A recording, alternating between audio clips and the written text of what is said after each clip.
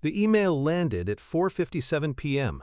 Congratulations, Elias, VP of Special Projects. 15 years of 60-hour weeks at Apex Strategic Solutions, all for this. I could almost taste the seven-figure bonus. My boss, Marcus Thorne, had given me a handshake so firm it felt like a warning. "You earned this, Vance," he'd said, his smile all teeth. He handed me the keys to my new department, the Phoenix team, he called it. A team of brilliant but blacklisted consultants, deliberately isolated. I stood in my new corner office, watching the Chicago lights flicker on, feeling the weight of a victory I didn't yet know was a gilded cage. It was the perfect setup, the perfect betrayal. The next morning, I found the Phoenix team in a windowless sub-level office that smelled of stale coffee and ozone. 3 people. Apex's career ghosts, each a story of corporate punishment. Anya Sharma, a brilliant strategist Thorne had personally buried for outshining him in a board meeting, didn't even look up. "So you're the new warden."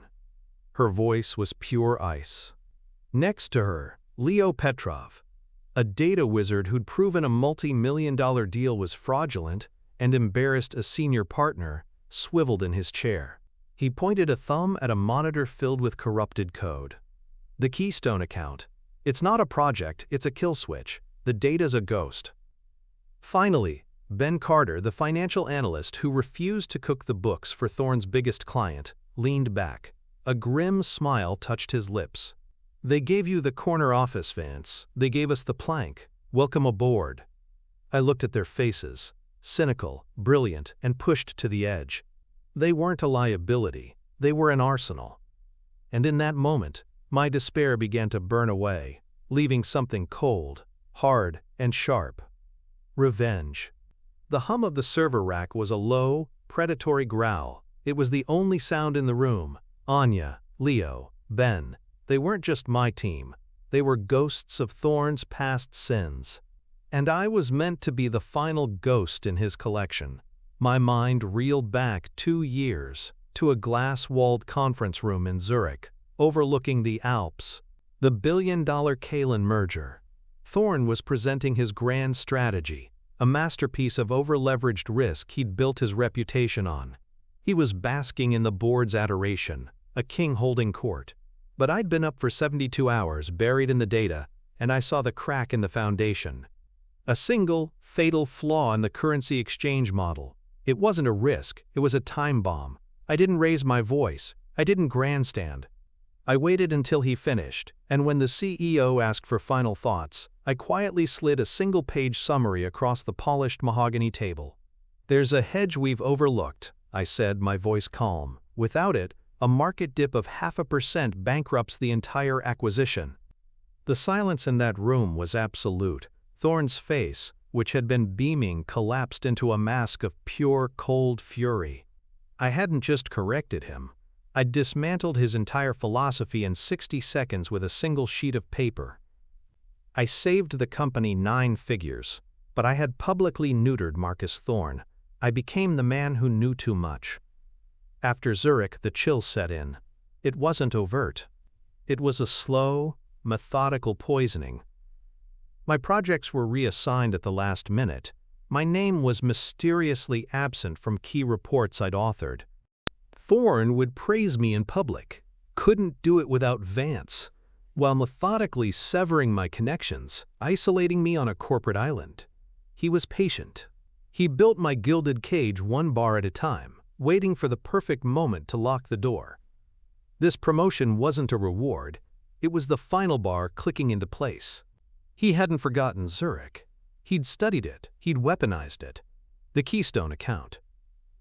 "The data's a ghost," Leo had said. Of course it was. Thorne wouldn't give me a problem I could solve. He'd give me an illusion, a corporate poltergeist designed to make me look incompetent, insane, or both. He was creating a new Zurich, but this time, corporate Plies was the one with the fatal flaw baked into my strategy. The public failure would be mine. The termination would be justified. It was elegant. It was brutal. And looking at the 3 broken geniuses Thorne had left me in this tomb, I knew it was the last mistake he would ever make. He'd given me the victims. He'd given me the motive. And in doing so, he just handed me the weapons. I let the silence hang for a moment, then pulled a chair from a dusty corner and dragged it into the center of their small circle. It scraped against the concrete floor, a sound like a blade being sharpened. I didn't sit. I leaned on its back, my hands gripping the worn plastic. "All right," I said, my voice low. "Let's skip the part where I give a motivational speech and you all pretend to listen. Thorn sent me here to fail. He gave me an impossible project with a blacklisted team, and he's waiting for the explosion." Anya didn't flinch. "And you're the fall guy, we're the shrapnel. We've seen this play before." "This isn't a play," I countered, looking at each of them. "It's a demolition. The Keystone account isn't a project, it's a paper trail. A very loud, very public one that will justify shuttering this department and terminating the four of us with cause. Breach of contract. Gross incompetence. He'll pick the label later." Ben snorted, a dry, bitter sound. "So why are you telling us? You're one of his lieutenants. You've been at his side for a decade. Are we supposed to feel sorry for you?" That was the moment. The pivot. "I wasn't his lieutenant," I said, my voice dropping even lower, drawing them in. "I was his mistake, the one he couldn't bury." I told them about Zurich. Not the corporate version, but the real one. I described the look on Thorn's face when his masterpiece strategy crumbled. The cold, reptilian fury in his eyes when the board sided with my one-page summary over his 100-slide presentation. I described the years that followed, the slow, methodical isolation, the public praise that was really a leash, the feeling of being kept in a display case, a trophy of his magnanimity, until he was ready to smash the glass. "He didn't promote me," I finished, my gaze locking with Anya's. "He promoted a ghost. He put a target on my back so big he couldn't miss, the same one you're all wearing." The room was utterly still. The hum of the servers seemed to fade. For the first time I saw something other than contempt in their eyes. I saw recognition. Leo slowly swiveled his chair back to his terminal. His fingers flew across the keyboard, typing commands with a speed I could barely follow. "The Keystone data isn't just missing," he murmured, his eyes wide, fixed on the screen. "Thorn didn't delete it. That would leave a trace.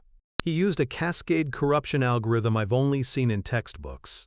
It writes junk data over the original files at the sector level, then erases the master file table. It's forensically perfect. It's designed to look like catastrophic hardware failure." He looked up, a grim light in his eyes. "He didn't just hide the body. He incinerated it and then paved over the ashes." Anya leaned forward, the ice in her expression finally cracking. "But a perfect algorithm has a signature, a creator." "Exactly," I said. A cold, feral smile touched my lips. "Thorn's mistake wasn't giving us an impossible problem. His mistake was giving the problem to the 3 people in this company brilliant enough to reverse engineer his crime." I looked around the room, at the ghosts who were slowly coming back to life. "He wants us to fix the Keystone account. We're not going to do that." My voice was a blade now. "We're going to fix Trame. Thorn thinks he buried his mistakes down here. What if we start digging them up?"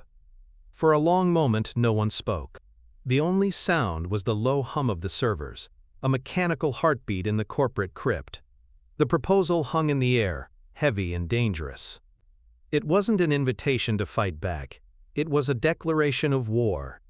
Ben Carter broke the silence first. He rubbed his jaw, his gaze fixed on me, analytical and cold. "Digging is loud, Vance. Thorn's been at this a long time. His entire network is built on loyalty and fear. The second we make a move that isn't focused on the Keystone account, he'll know." Anya nodded, her expression unreadable.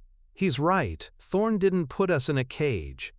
He put us on a stage. He's the audience, and he's waiting for us to fail the one task he gave us. Any deviation from that script, and the curtain falls." They were testing me, checking to see if my plan was just rage-fueled fantasy. "Then we stick to the script," I said, my voice quiet but firm. I looked at Leo. "You said Thorn's algorithm was forensically perfect, that it had a signature." Leo's eyes lit up with a feverish intelligence. A digital fingerprint. Unique, complex, arrogant. Exactly, I said, turning back to Anya and Ben. So we do precisely what he expects. We work on Keystone. Leo, your official job is to try and recover the corrupted data. But your real job is to isolate that algorithm's signature. I want you to build a scanner. Something quiet that can crawl the entire Apex network. Archived servers, offsite backups, everything, and hunt for that specific fingerprint. Anya leaned forward, a flicker of understanding in her eyes. You're not looking for the Keystone data. I'm looking for every other body Thorn ever buried using the same shovel, I confirmed. He wouldn't have built a weapon that's sophisticated for a one-time use.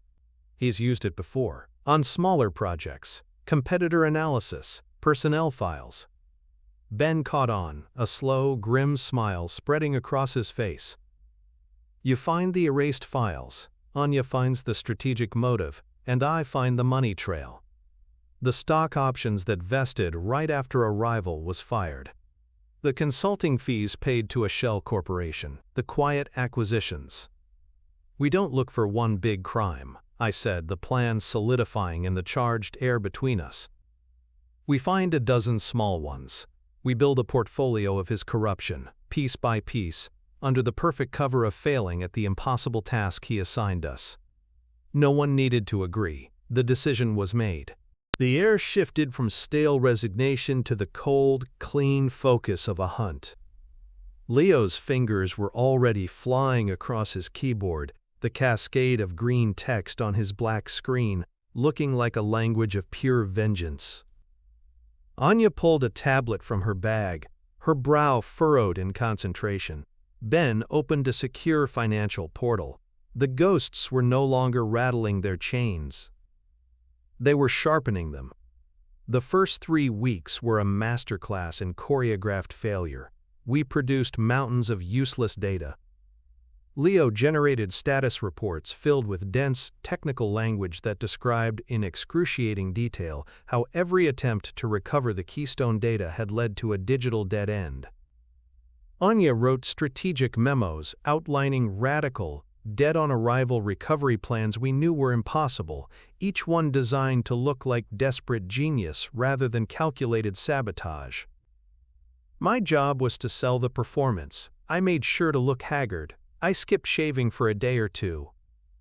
I cultivated the frantic, haunted look of a man watching his career burn down in real time. Every document we created was a breadcrumb for Thorn, leading him down a path of his own design, making him feel secure, powerful, and in complete control. Meanwhile, beneath the surface, Leo's scanner crawled through the digital guts of Apex. A silent, patient predator, it sifted through terabytes of archived data, hunting for a single digital fingerprint. The call came on a Tuesday morning. Thorn's assistant. Mr. Thorn would like to see you, now. I walked into his office on the 84th floor, a glass cathedral overlooking Lake Michigan. He didn't tell me to sit. He stood by the window, a silhouette against the blinding morning sun. Elias, he began, his voice calm, almost sympathetic. It's been a month. I've been reading your team's reports. They're thorough. The word hung in the air, weighted with condescension. But they don't tell me anything. I need progress. The board is asking about my new VP of Special Projects. They want to see a return on my investment. I ran a hand through my hair, a gesture I'd practiced. Marcus, the data corruption is unlike anything I've ever seen. It's not a hardware failure. It feels architectural, deliberate. I let that last word hang, a test. Thorn turned from the window, and his face was a perfect mask of concern. Deliberate. Elias, let's not get paranoid. This is a challenge, not a conspiracy. It's why I gave this to you. I thought you, of all people, could crack it. He put a hand on my shoulder, a gesture of feigned camaraderie that felt like a snake coiling around my neck. I'm protecting you up here, but you need to give me something to work with. Find a thread. Any thread. or this entire department starts to look like a very expensive mistake. He was telling me the clock was ticking, the executioner was sharpening his axe. I nodded, playing the part of the chastened subordinate. I understand. We'll redouble our efforts. As I walked out, I could feel his eyes on my back, a predator enjoying the fear of its cornered prey. He had no idea the prey was setting a trap of its own. I returned to the basement to find a different kind of tension in the air. Anya and Ben were standing behind Leo, who was staring, unblinking, at his monitor. The server hum seemed louder, more electric. "What is it?" I asked, my voice low. Leo didn't look away from the screen. "A hit," he whispered. "Deep archive. 7 years old. A single file." He pointed to a line of code. The file wasn't from a major account, it wasn't a merger or an acquisition, it was a personnel file, codenamed Nightingale. The algorithm signature was a perfect match. Anya was already on her tablet, her fingers flying. Nightingale isn't a project name, it's a person. Sarah Jenkins, junior analyst in competitive strategy, terminated 7 years ago. Cause: gross misconduct, leaking proprietary data. "Pull up the financials for that quarter," I said to Ben. He was already there. His face was grim. Jenkins was fired 3 days before her first big block of stock options vested, about $80,000 worth. They were forfeited, returned to the company pool. The story was there, but the motive was missing. It was a petty, cruel move, but it felt too small for Thorne to deploy his ultimate weapon. He wouldn't use this algorithm just for some stock options, Anya murmured, thinking aloud. "There's more here." "Leo, can you recover any of it?" I asked. "Not the whole file," he said, typing furiously. "The corruption is too deep, but I can pull fragments, text strings that weren't fully overwritten." Words began to appear on the screen, disjointed and ghostly. Backquote. Reported concerns too. Backquote. Backquote. Unethical data sourcing. Backquote. Backquote. Thorne's directive. Backquote. Backquote. Felt pressured. Backquote. The air went cold. Sarah Jenkins hadn't been leaking proprietary data. She'd been trying to blow the whistle. Anya gasped softly. "Oh my God." I remember now. It wasn't about her. It was about her boss. She pulled up an old organizational chart on her tablet. Sarah Jenkins' division head was a man named Richard Sterling, a rising star, and Thorne's biggest internal rival at the time. Ben's eyes widened. He switched screens, his keyboard clicking like a machine gun. Sterling was forced out 2 months after Jenkins was fired. The official reason was failure to manage his team and a data breach that was traced back to his department. He looked up at us, the final sickening piece clicking into place. The data breach was Sarah Jenkins. We all stared at each other, the full brutal elegance of Thorne's crime laid bare. He hadn't just fired a whistleblower to save himself $80,000.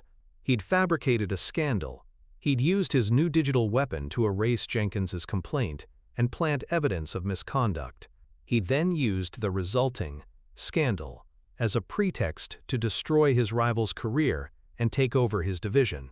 The forfeited stock options weren't the prize. They were just pocket change he swept up after the kill. He'd destroyed 2 careers, 1 life, to climb 1 more rung up the corporate ladder. And he'd buried the evidence with a perfect, invisible crime. I looked at the fragments on Leo's screen, at the ghost of Sarah Jenkins' warning. Thorne hadn't just given us an impossible project. He'd given us a tomb, and he didn't realize we were the kind of people who knew how to talk to the dead. "This is it," I said, my voice barely a whisper. "This is the blueprint." We hadn't found the weapon to destroy him yet, but we had found his armory. And we now knew exactly how he built his empire, on the bones of anyone who stood in his way. The Nightingale file was more than a clue. It was a Rosetta Stone for Thorne's cruelty. We now had a pattern, a corporate predator's hunting signature. "He doesn't just eliminate threats," Anya said, her voice a low, focused hum. "He uses the kill to fuel his next climb." Jenkins' termination led to Sterling's downfall, which gave Thorne control of the entire strategy division. So we stopped looking for isolated files. Ben added, his fingers already a blur on the keyboard. We look for the pattern, a sudden personnel change followed by a Thorn promotion, a project failure that somehow benefits his career. Leo, I said, turning to him, can you modify the scanner? I don't want it just looking for the algorithm. I want it to cross-reference hits with Thorn's career trajectory. HR records, project leadership assignments, everything. Flag any anomaly where a data ghost appears right before Thorn takes a step up. Leo nodded, a glint in his eye. I'm not just hunting for a fingerprint anymore. I'm teaching the system to hunt for a predator. For the next 2 weeks, the basement became a war room fueled by caffeine and cold fury. We continued our performance for the cameras, submitting reports on the Keystone account that were masterpieces of eloquent failure. I endured another 2 phone calls from Thorn, his voice tightening with manufactured disappointment each time. He was setting the stage for my execution, unaware that we were building a gallows for him. The alert chimed on a Thursday night. It wasn't the high-pitched ping of a single file. It was a deep, resonant chime, a cluster. Leo pointed a trembling finger at the monitor. Project Chimera. 2 years ago. It's not one file, it's an entire directory, wiped clean. Anya's head snapped up from her tablet. Chimera. That was our bid for the Chicago Smart City contract. We lost. Thorn led the pitch. I remember, Ben muttered, pulling up the archives. We were the front-runner. Then a small upstart called Vector Dynamics came out of nowhere and snatched it, worth billions over a decade. It was a massive, public humiliation for Apex. Except it wasn't for Thorn, I said, the memory coming back in sharp focus. He spun it. Wrote articles about corporate agility, how Vector's win was a wake-up call for the industry. He leveraged the failure into a reputation as a visionary. He got promoted to senior executive partner 6 weeks later. The pattern. The kill that fueled the climb. Leo, what can you pull from it? Fragments. Much clearer than Nightingale. The corruption was rushed, Leo said, his focus absolute. Lines of code and text began to materialize. Backquote, proprietary sensor schematics. Traffic flow algorithms. Bid pricing structure. Appendix C. Backquote. Ben went pale. He pulled up a public domain copy of Vector Dynamics, winning proposal. He put it on the main screen next to Leo's recovered fragments. He didn't have to say a word, they were identical, the sensor designs, the pricing models, even the phrasing. He didn't lose the bid, Anya whispered, horrified. He sold it. The crime was audacious, breathtaking in its treason. Thorn had deliberately scuttled Apex's multi-billion-dollar project, handed our most valuable intellectual property to a competitor, and then used his algorithm to burn the evidence. He'd packaged corporate treason as a learning experience and gotten a promotion for it. But who at Vector would he trust? Ben asked, scrolling furiously. A deal that big, it has to go to the top. He froze, his mouse hovering over the About Us page on Vector's website. He clicked. A corporate headshot filled the screen. A man with tired eyes and a forced smile. Founder and CEO, Richard Sterling. The silence in the room was a physical weight. Thorn hadn't just used Sterling's downfall to climb the ladder. He'd kept his foot on his rival's neck. He must have approached Sterling after he was fired from Apex, broken and desperate. Offered him a deal with the devil, feed him the Chimera data, let him build a new company on the corpse of Apex's bid, and in return, Sterling would be forever implicated, forever silent. Thorn's ultimate insurance policy. Anya finally spoke, her voice strained. So that's the endgame. We find the data, we expose Thorn, but Sterling goes down with him. He'll never talk. He'd be admitting to conspiracy and corporate espionage. He'd be destroying his own creation. She was right. Data wasn't enough. The fragments proved what Thorn did, but they didn't prove why, or the conspiracy behind it. Without a confession from Sterling, Thorn could spin it a dozen ways. He could blame me, claim I fabricated the evidence to cover for my own failure on the Keystone account. It would be my word against his. I looked at the face on the screen. Richard Sterling. The first victim. The one Thorne thought he had buried and controlled. But a man with that much to lose is predictable. A man who has already lost everything is not. I pulled out my phone and bought a burner on my way home. An anonymous email account took another 5 minutes. The subject line was empty. The body contained a single GPS coordinate and a time, 10 p.m. Below it, just 2 words, Project Chimera. I hit send to Richard Sterling's private email, an address Ben had unearthed from a mountain of old HR data. The reply came in less than a minute. Who is this? I typed back, Thorne's next ghost. Silence. Then, a final message from Sterling. I'll be there. The location was a forgotten pier, jutting out into Lake Michigan, skeletal and black against the city's glow. Sterling was already there, a silhouette huddled against the wind, looking smaller than his corporate headshot. His face was pale, his eyes darting around as if expecting an ambush. You have 5 minutes, he said, his voice raw, then I'm gone. I didn't waste time. I pulled out a small, encrypted tablet and showed him a single recovered fragment from the Chimera directory, the pricing structure, side by side with Vector's winning bid. His composure shattered. What do you want? He whispered, the words catching in the wind. Money? Are you trying to blackmail me? Thorne already took everything from you once, Richard, I said, my voice low and even. Your career, your reputation. He left you just enough to build this cage you're living in, all so he could own you forever. Now he's doing it to me. He put me in charge of an impossible project designed to fail, so he can justify my termination. The same algorithm he used to erase Chimera? He's using it to frame me. I slid the tablet back into my coat. I don't want your money. I want what you want. I want to see his empire burn. Sterling stared out at the dark water, his shoulders slumped. It's too late. He's insulated. Exposing him means I expose myself. I lose everything. You already lost everything, I countered, the words sharp as broken glass. What you have now is a leash. This isn't a choice between your company and his. It's a choice between dying as his accomplice or fighting back as the man he couldn't break. I turned to leave, letting the choice hang in the cold night air. The evidence is coming out, Richard, with or without you. The only question is what your legacy will be. I took 3 steps before his voice cut through the wind. Wait! If you were in my shoes and realized your dream promotion was just a trap to fire you, what would your revenge plan have been?